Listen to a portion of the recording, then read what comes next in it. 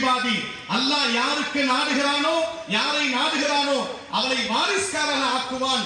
ஆனால் வல் ஆகிபத்துல் லில் முத்தகீன், இறுதி முடிவு என்பது இறைபக்தி உள்ளவர்களுக்கு என்று அல்லாஹ் சொல்கிறான்.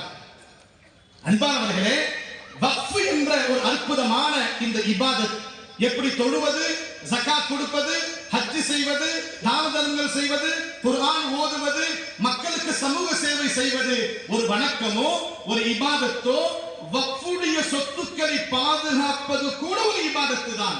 ஒரு மனிதன், ஒரு ஆட்சியாளர் வந்து நீ தொழாது என்பதாக தடை செய்தால், எப்படி ரோட்டில் இறங்கி நாம் போராட்டம் செய்வோமோ அகிம்சை வழியிலே, அதே போன்று வக்ஃபுடைய சொத்துக்களை அபகரித்தாலோ, அதனை திருத்தம் செய்தாலோ, அல்லது மாற்றினாலோ, அல்லது அந்த பொருளை, அந்த வக்ஃபுடைய சொத்துக்களை அழிப்பதற்கு முயற்சி செய்தால், அன்பானவர்களே, அந்த அந்த அந்த அந்த பில்லை, அந்த ஆக்டை வாபஸ் வாங்குறவரை இன்ஷா அல்லாஹ் சும்மா இன்ஷா அல்லாஹ் நாங்கள் தொடர்ந்து போராடி கொண்டே இருப்போம், அனைத்து மக்களோடு சேர்ந்து இன்ஷா அல்லாஹ் இருக்கிறோமா இன்ஷா அல்லாஹ்.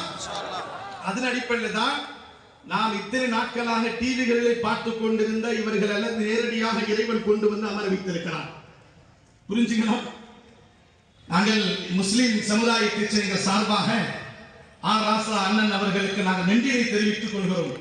அவருடைய ஒவ்வொரு பேச்சுக்கும் எதிர்க்க ஆளுங்கட்சிக்கு பதில் சொல்ல முடியல, மலுப்புறாங்களே தவிர பாயிண்ட்ஸா சொல்லக்கூடிய கருத்துக்கு பதில்